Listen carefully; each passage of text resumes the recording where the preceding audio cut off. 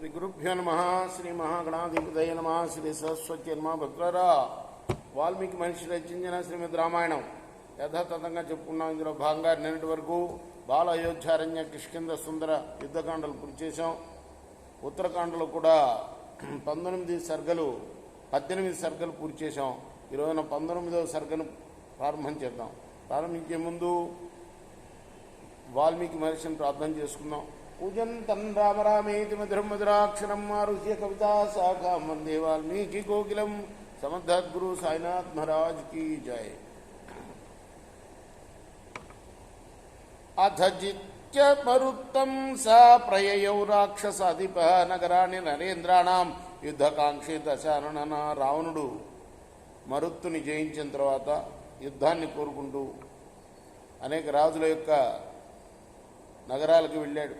సమాసాద్యతు రాజేంద్రాన్ మహేంద్ర వరుణోపమాన్ బ్రవీద్ రాక్షసేంద్రస్తు యుద్ధం మే దీయతామతి. మహేంద్ర వరుణుల వంటి ఉత్తములైన రాజుల వద్దకు వెళ్ళి నాతో యుద్ధానికి రండి అని పలికాడు. నిర్జితాస్మేతి వా బ్రూత ఏషమేహిను సునిశ్చయ అన్యథా కుర్వతామేవం మోక్షో నైవోపపద్యతే. యుద్ధానికన్నా రండి, లేకపోతే ఓడిపోయామని ఒప్పుకోండి. ఈ విధంగా చేస్తే మీకు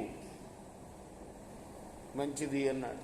తతస్త్వభీరభ ప్రాజ్ఞ పార్థివా ధర్మ నిశ్చయ మంత్రయిత్వా తతోన్యోన్యం రాజానా సమహాబల నిర్జితాస్మేచ్ఛ భాషంతా జ్ఞాత్వా వరబలం రిపో.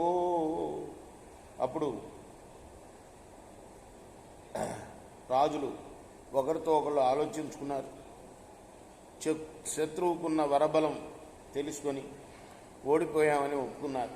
దుష్యంత సురధో గాధిర్గయో రాజా పురూరవ ఏతే సర్వే బ్రువంస్తాత నిజితాస్మేతి పార్థవ. వాళ్లలో దుష్యంతుడున్నాడు, సురధుడు ఉన్నాడు, గాధి ఉన్నాడు, గయుడు ఉన్నాడు, పురూరవుడు. వీళ్ళందరూ కూడా నువ్వు ఓడిపోయావని అంగీకరించారు. ఆథాయోధ్యాన్ సమాసాధ్య రావణో రాక్షసాధిప సుగుప్తాం అనరణ్యేన శక్రేణే అమరావతి శతం పురుషశార్ధులం పురంధరణమం బలే ప్రాహరాజానమాసాధ్య యుద్ధం దేహేతి రావణ నిర్జితోస్మీతి వా బ్రూహి త్వమేవం మమ శాసనం. అయితే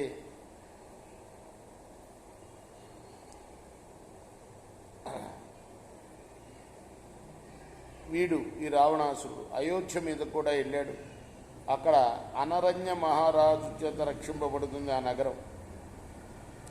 ఆ రాజును సమీపించి నువ్వు యుద్ధమైనా చెయ్యి లేదా ఓడిపోయాను అని చెప్పు అన్నాడు. అయోధ్యాధిపతిస్తస్య శ్రుత్వా పాపాత్మనో వచః అనరణ్యస్తు సంక్రుద్ధో రాక్షసేంద్రమధాబ్రవీత్. అప్పుడు ఆయన ఆ అనరణ్యుడు కోపంతో అన్నాడు, దీయతే ద్వంద్వయుద్ధంతే రాక్షసాధిపతే మయా సంతిష్ట క్షిప్రమాయత్తో భవచైవం భవామ్యం. ఇదిగో రాజా, రాక్షసరాజా, నేను నీకు యుద్ధాన్నే ఇస్తాను, నాతో యుద్ధం చెయ్యి, ద్వంద్వ యుద్ధం చెయ్యి అన్నాడు. అథ పూర్వం శృతార్థేనా నిర్జితం సుమహద్బలం నిష్క్రామత్తన్నరేంద్రస్య బలం రక్షో వధోజ్యతం.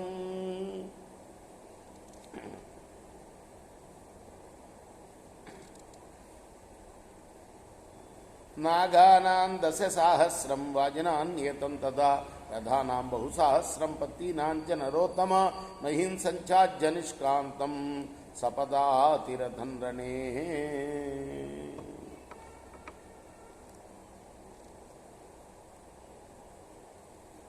యుద్ధానికి బయలుదేరాడు అనరణ్యుడు. తతః ప్రవృత్వం సుమహర్యుద్ధం యుద్ధ విశారద అనరణ్యస్య నృపతే రాక్షసేంద్రస్య చాద్భుతం. ఆ తర్వాత వాళ్ళిద్దరికి మధ్య గొప్ప యుద్ధం జరిగింది. తద్రావణ బలం ప్రాప్య బలం తస్య మహీపతి ప్రాణస్య తథా సర్వం హవ్యం హుతా ఇవానలయే. అప్పుడు ఆ రాజు సైన్యం అంతా కూడా రావణ సైన్యాన్ని చేరి అగ్నిలో హోమం చేసిన హోమద్రవ్యంలాగా నశించింది. ద్వంద్వ యుద్ధం అని శ్లోకంలో చెప్పారు. బహుశా అది మూలంలో లేకపోవచ్చు. నిజానికి రెండు సేనల మధ్య యుద్ధం జరిగింది. ఆ యుద్ధంలో రావణ సైన్యాన్ని ఎదుర్కొన్న అనన్యుడి యొక్క సైన్యం అంతా, అయోధ్యరాజు యొక్క సైన్యం అంతా కూడా అగ్నిలో హోమం చేయబడ్డ ద్రవ్యంలాగా నశించిపోయింది.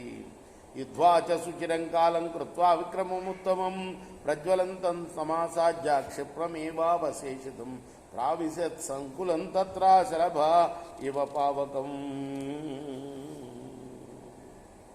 వాళ్ళందరూ కూడా అగ్నిలో మిడతలు ప్రవేశించినట్టుగా ఆ యుద్ధంలో ప్రవేశించి ఆహుతి అయిపోయారు సైన్యం అంతా.